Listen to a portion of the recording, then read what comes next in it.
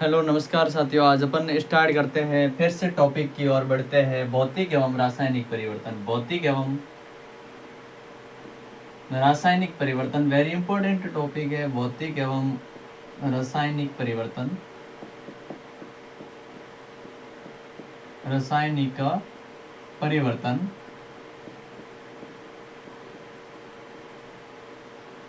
देखो, ये बहुत बड़ा अच्छा टॉपिक है 10वीं बोर्ड के लिए, जो अब की बार क्लास 10th में है और बोर्ड का एग्ज़ाम देंगे, उनके लिए भी ये वेरी इम्पोर्टेंट टॉपिक है।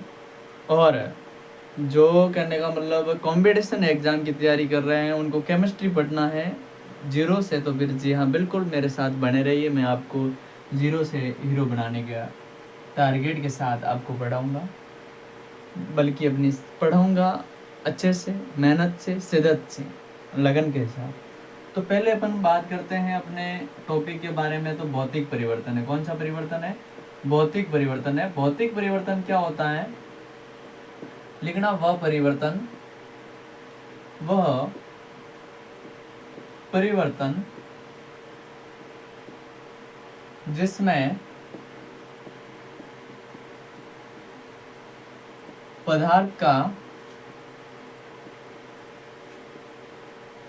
स्वरूप बदलता है।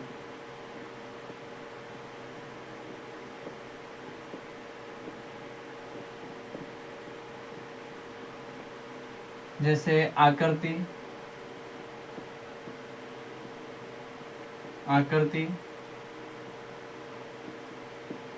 आकार हो गया, रंग, स्थिति आदि।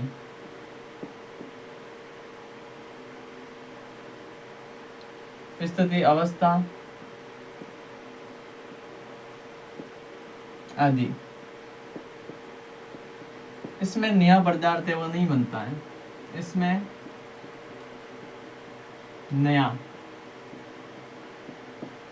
नया पदार्थ है वो नहीं बनता है। नया पदार्थ है वो नहीं बनता है।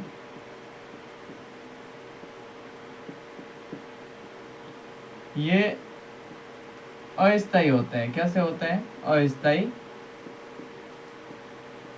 होते हैं।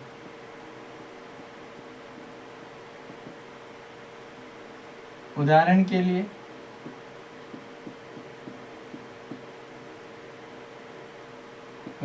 लिए बर्फ बनना, जल का। किसका बर्फ बनना? जल का। और इसकी पदार्थ की अवस्थाएं होती है, 3 होती है। पहली होती है ठोस,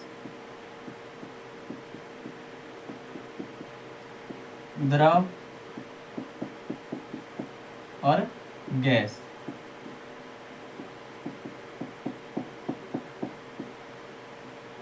पदार्थ की 3 अवस्थाएं होती है, ठोस, द्रव, गैस। किसी भी पदार्थ की 3 ही अवस्थाएं होती है, उसके अधिक भी होती है, प्लाज्मा वगैरह। तो अपन के ये मुख्य रूप से 3 अवस्थाएं होती हैं। अब बात करते हैं रासायनिक परिवर्तन क्या है। लिखो, रासायनिक परिवर्तन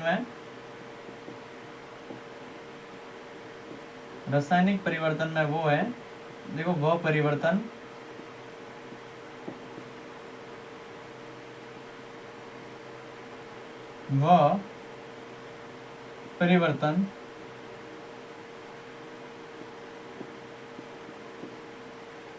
जिसमें नया पदार्थ बनता है। नया पदार्थ है वो बनता है। ये स्थायी होते हैं। ये कैसे होते हैं? स्थायी होते हैं।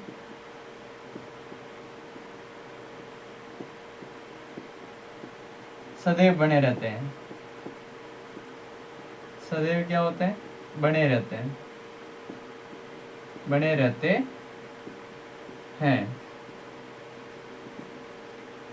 ये सदैव स्थायी होते हैं, सदैव बने रहते हैं। इनके अंदर नया पदार्थ बनता है। वह रासायनिक परिवर्तन जिसमें नया पदार्थ बनता है, ये स्थायी होते हैं, सदैव बने रहते हैं। इनको मूल अवस्था में नहीं लाया जा सकता। इनको मूल अवस्थाओं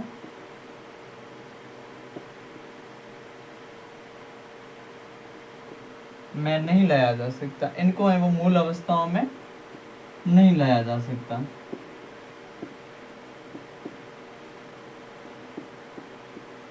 जा सकता है।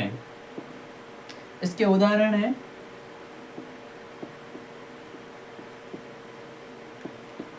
लकड़ी का जलना, लकड़ी का जलना,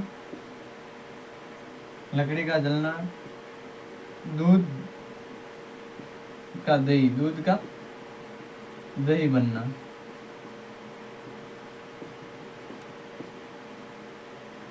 आदि इसके उदाहरण हैं। और अब इन दोनों के बीच की कॉमन बात करें तो इनके ये वेरी इंपॉर्टेंट क्वेश्चन बनते हैं। कंपटीशन आरएस लेवल या फिर यूपीएससी लेवल तक का ये क्वेश्चन मेरे ख्याल से मुझे लग रहा है। भौतिक एवं रासायनिक परिवर्तन है। मोमबत्ती लिखना, मोमबत्ती है वो, मोमबत्ती होती है, मोमबत्ती रासायनिक एवं भौतिक परिवर्तन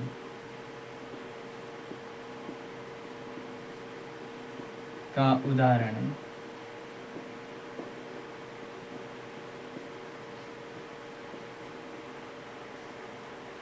देखो अपन ने पहले पढ़ा, ये फिर से मैं रिवीजन करवा रहा हूँ, अच्छे से पढ़ना। भौतिक परिवर्तन, भौतिक परिवर्तन वो होता है जिसमें पदार्थ के स्वरूप बदलता है, आकृति, आकार, रंग, स्थिति, अवस्था में आदि में परिवर्तन होता है। इसमें नया पदार्थ है वो नहीं बनता है, बिल्कुल भी नया पदार्थ है वो नहीं बनेगा, उसको वापस मूल अवस्था के अंदर लाया जा सकता है। उदाहरण के लिए बर्फ का बनना, जल का, बर्फ का बनना, जल का वाष्प, और ठोस, द्रव, गैस, ये इसकी तीन अवस्थाएं होती है किसी भी पदार्थ की। रासायनिक व परिवर्तन जिसमें नया पदार्थ बनता है, रासायनिक परिवर्तन व परिवर्तन जिसमें नया पदार्थ बनता है। कहने का मतलब है कि रासायनिक अभिक्रियाओं द्वारा एक नया पदार्थ बनेगा और ये स्थायी होते हैं, सदैव बने रहते हैं, मूल अवस्था में नहीं लाया जा सकता। उदाहरण के लिए लकड़ी का जलना, दूध का दही बनना। मोमबत्ती एक रासायनिक एवं भौतिक दोनों परिवर्तन है, मोमबत्ती एवं रासायनिक एवं भौतिक दोनों परिवर्तन होती हैं। ये हो गया कंप्लीट। अब पढ़ रहे हैं अपन, फिर से स्टार्ट करेंगे, इसकी कुछ अभिक्रियाओं के बारे में पढ़ेंगे।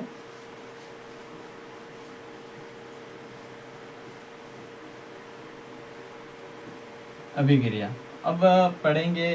पहली तो अभिक्रिया, देखो अभिक्रिया क्या होता है, होती है अभिक्रिया क्या होती है। अभिक्रिया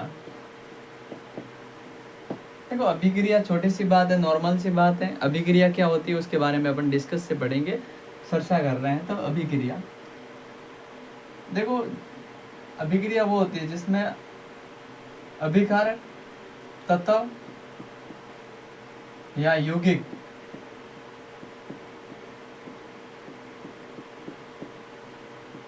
मिलकर नया पदार्थ बनाते हैं, नया पदार्थ बनाते हैं।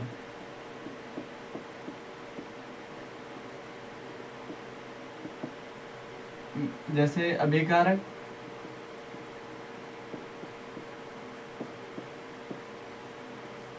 प्लस अभिकारक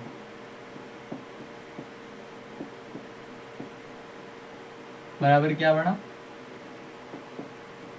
उत्पाद। क्या बना, उत्पाद। नया पदार्थ क्या बना, उत्पाद। अब अभिकारक किसे कहते हैं, तो रासायनिक अभिक्रिया में भाग लेने वाले तत्व, रासायनिक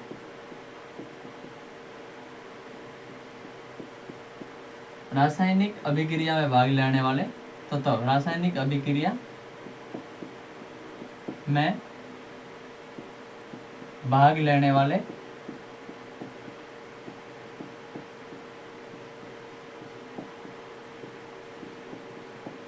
तत्व, उत्पाद ये बोलते हैं। अभिकारक की परिभाषा है, उत्पाद बोलते हैं अभिकारक मिलकर नया पदार्थ, अभिकारक मिलकर जो नया पदार्थ बनाते हैं, जो नया पदार्थ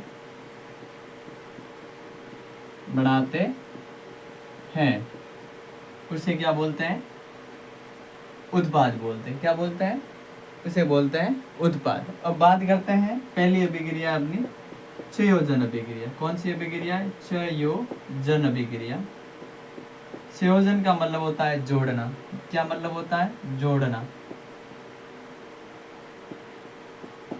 संयोजन अभिक्रिया, देखो पहली अभिक्रिया अपन पढ़ रहे हैं संयोजन अभिक्रिया। संयोजन का मतलब होता है जोड़ना, जोड़ने से बना वह अभिक्रिया जिसमें वह अभिक्रिया जिसमें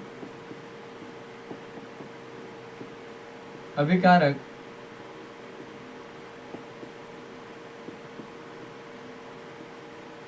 जुड़कर एकल उत्पाद का निर्माण करते हैं।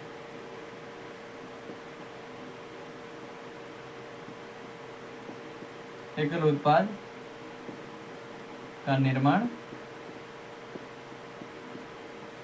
करते हैं, उसे कौन सी अभिक्रिया कहते हैं? संयोजन अभिक्रिया। कौन सी अभिक्रिया? संयोजन अभिक्रिया कहते हैं।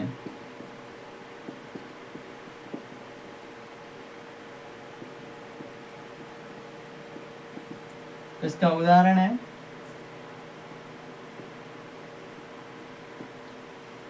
है, इसका 2Mg प्लस O2 बराबर क्या बना? 2MgO। यानी ये अभिकारक है, ये अभिकारक मिलकर एकल उत्पाद का निर्माण कर रहे हैं। यानी टूटे हुए अभिकारक एकल उत्पाद का निर्माण कर रहे हैं, यानी ये कि अंदर ये कंपोनेंट हो रहा है। अब दूसरी अभिक्रिया है अपनी संयोजन के बाद में क्या आती है? वियोजन। वियोजन का मतलब होता है तोड़ना। वियोजन का मतलब होता है हिंदी के अंदर तोड़ना। लिखना वह अभिक्रिया जिसमें एकल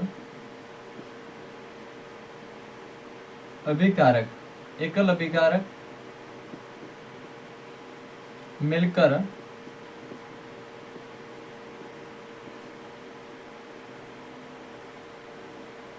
उत्पाद के रूप में तोड़ते हैं।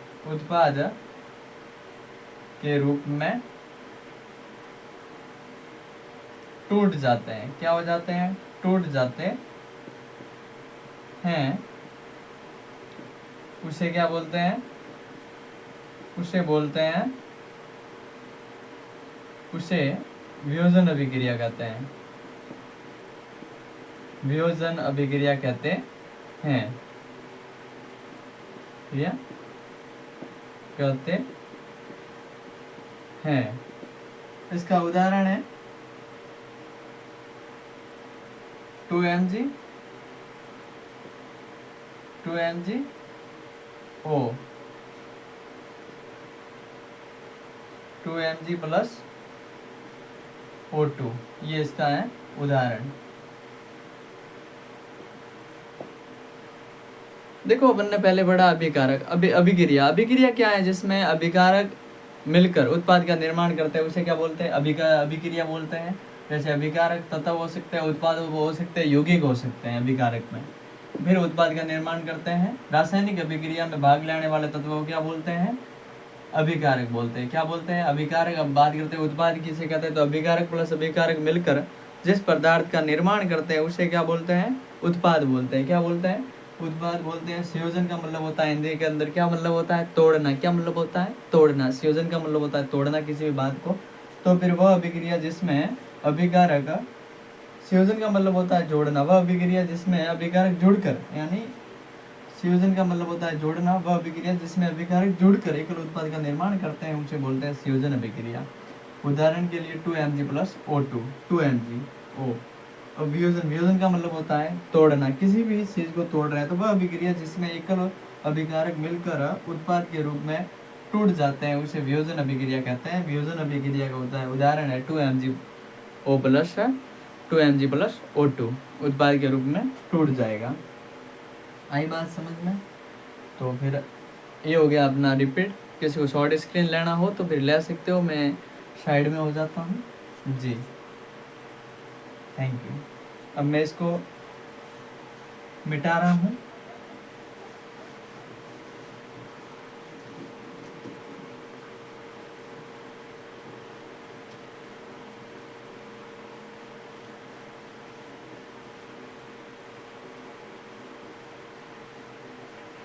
अब पढ़ेंगे विस्थापन, द्विविस्थापन, अभिक्रिया। अब पढ़ रहे हैं अपन विस्थापन अभिक्रिया। कौन सी अभिक्रिया?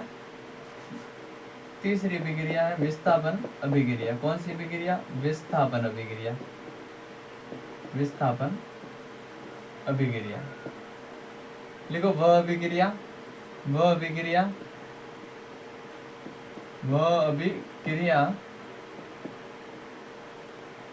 जिसमें, वह अभिक्रिया जिसमें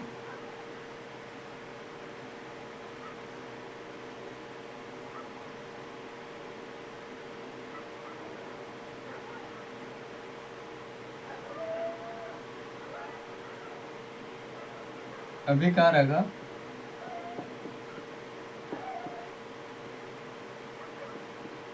क्रियाशीलता के आधार पर जुड़ते हैं। क्रियाशीलता के आधार पर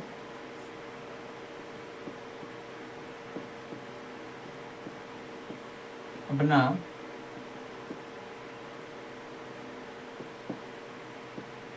स्थान परिवर्तन करते हैं।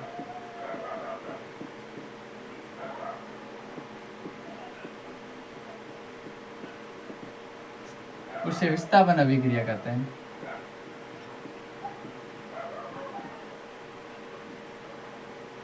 उसे विस्थापन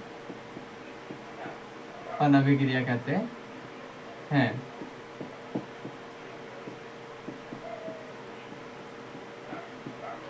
देखो विस्थापन अभिक्रिया में क्या होगा कि जब एक कोई अभिकारक है उसके स्थान पर दूसरा अभिकारक आ जाएगा।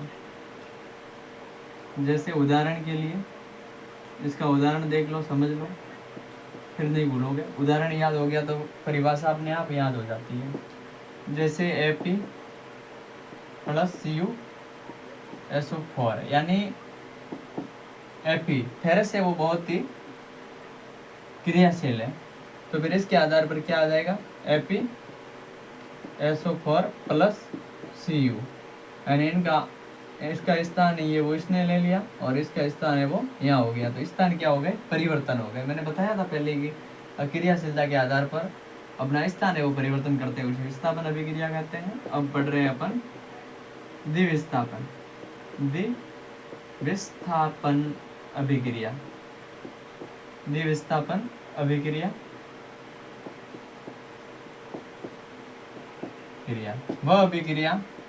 वह अभिक्रिया जिसमें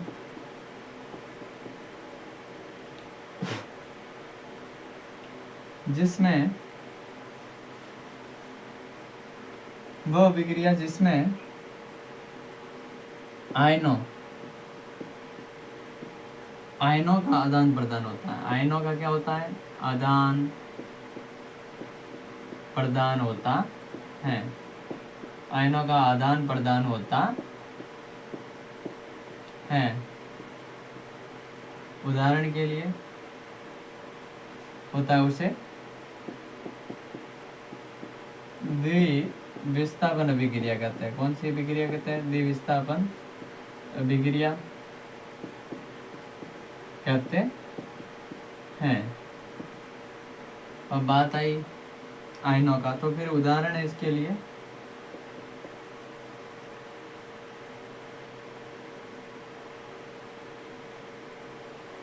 AgNO3 AgNO3 प्लस NaCl बराबर क्या बना,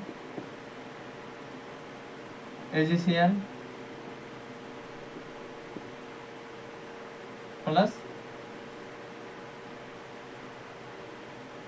NaNO3। ये इसका क्या है, उदाहरण है अभिक्रिया से, याद होनी चाहिए। एक बार याद कर लोगे फिर बार बार नहीं भूलोगे। देखो विस्थापन अभिक्रिया वह अभिक्रिया जिसमें अभिकारक क्रियाशीलता के आधार पर अपना स्थान परिवर्तन करता है। कोई अधिक क्रियाशील है तो उसके स्थान पर दूसरा तत्व आ जाएगा और अपना स्थान है वो परिवर्तन कर देता है। जैसे हैप्पी ये बहुत ही अधिक क्रियाशील है तो फिर इसके स्थान पर ये आ जाएगा और ये अकेला रह जाएगा। अब द्विविस्थापन अभिक्रिया वह अभिक्रिया जिसमें आयनों का आदान प्रदान होता है, उसे कौन सी अभिक्रिया बोलते हैं, द्विविस्थापन अभिक्रिया। ये एक स्थान पर ये इसी को कुछ देगा तो फिर ये भी इसको कुछ ना कुछ देगा, यानी ये वो अपना स्थान यहाँ ले रहा है तो ये भी इसका स्थान है वो यहाँ ले रहा है, यानी कंप्रोमाइजिंग बंटवारा है वो समान कर रहा है। ये आयन उसको देगा तो ये भी उसको कुछ ना कुछ देगा। हो गया। किसी को शॉर्ट स्क्रीन लेनी हो तो ले सकते हो जी। अब दो और रही है अभिक्रिया, एक तो रही है ऊष्मा सेपी एवं ऊष्मा शोषी। जहाँ ऊष्मा का क्या होता हो, अवशोषण होता हो, उसे क्या बोलते हैं, ऊष्मा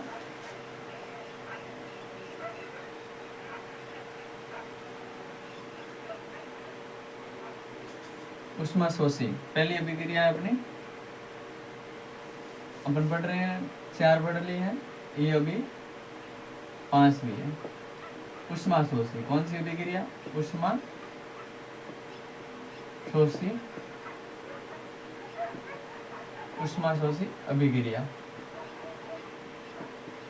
लिखो वह अभिक्रिया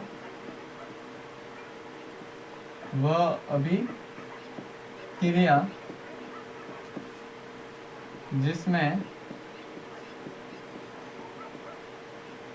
ऊष्मा का अवशोषण होता है। ऊष्मा का क्या होता है, अवशोषण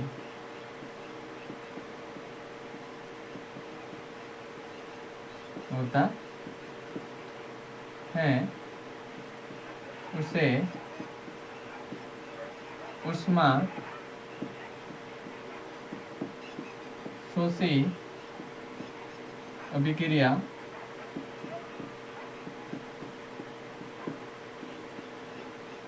कहते हैं। उदाहरण है इसका 2Na प्लस O2 बराबर बना 2NaO 2NaO। इसके अंदर क्या होता है, कहने का मतलब ऊष्मा का क्या होगा, अवशोषण होगा। और ये क्या काम आती है, ये काम आती है तापमान को कम करने के लिए, तापमान को कम करने के लिए।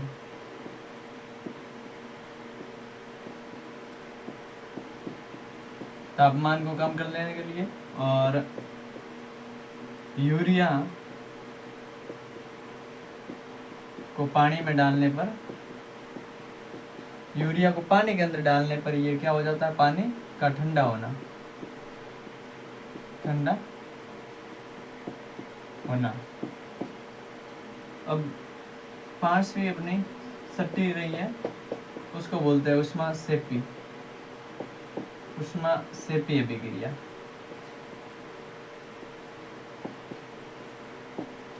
वह अभिक्रिया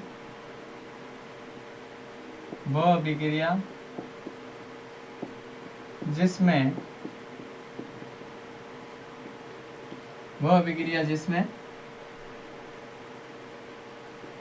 ऊष्मा का उत्सर्जन होता है। ऊष्मा का क्या होता है, उत्सर्जन।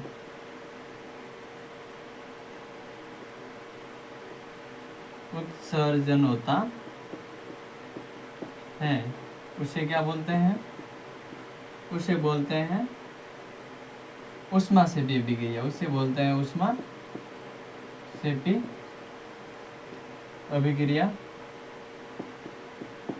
करते हैं। उदाहरण के लिए इसका उदाहरण है C6H12O6 बराबर 6CO2 प्लस 12H2O, नहीं 6H2O। क्या होता है इसके अंदर कि ये किस काम आती है? श्वसन के लिए। किसके लिए? श्वसन के लिए।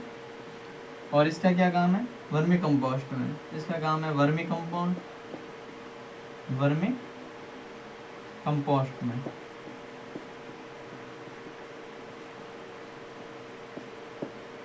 वर्मी कंपोस्ट में होगा और प्रकाश संश्लेषण में भी इसका उपयोग होता है।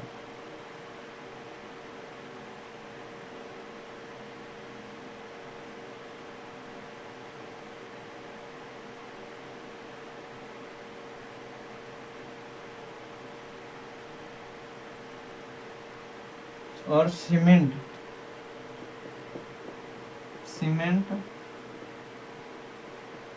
के मकानों पर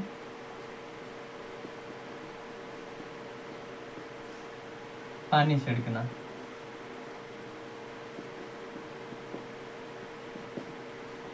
क्या होता है, कहने का मतलब कि अचानक धूप आ जाती है तो दरारें आ जाएगी, लेकिन धीरे धीरे उनको कंपाउंड वातावरण के अंदर डालने के लिए इनका उपयोग किया जाता है। धीरे धीरे ये क्या हो जाती है? निष्क्रिय हो जाती है। और इसको कोयले के दहन में, और इसका उपयोग कहाँ किया जाता है? कोयले के दहन में, कोयले के दहन में। एक बार फिर से रिपीट समझ लेते हैं। ऊष्मा शोषी वह अभिक्रिया जिसमें ऊष्मा का क्या होता हो, वह अभिक्रिया जिसके अंदर ऊष्मा, वह अभिक्रिया ऊष्मा शोषी वह अभिक्रिया जिसमें ऊष्मा का अवशोषण होता है। किसका अवशोषण होता है? ऊष्मा का अवशोषण होता है, उसे ऊष्मा शोषी अभिक्रिया कहते हैं। उदाहरण के लिए 2Na O2 प्लस 2NO। तापमान को कम करने में के लिए यूरिया पानी का ठंडा होना। ऊष्मा सेपी अभिक्रिया, ऊष्मा सेपी अभिक्रिया किसे कहते हैं? वह अभिक्रिया जिसमें ऊष्मा का क्या होता है? उत्सर्जन होता है, उसे ऊष्मा शोषी अभिक्रिया कहते हैं। उदाहरण के लिए C6H12O6 से CO2 प्लस 6H2O श्वसन, वर्मी कंपोस्ट में और सीमेंट के मकान पर पानी छिड़कना, कोयले का दहन करने के लिए इनका उपयोग किया जाता है। आज की क्लास इतनी ही। थैंक यू, धन्यवाद। हमारी क्लास पसंद आए तो लाइक और सब्सक्राइब और दोस्तों के साथ ज़रूर शेयर करें। हमारा टारगेट लाइक कमेंट्स पाना नहीं है, बल्कि हर विद्यार्थी तक पहुंचना है। जय हिंद, जय भारत।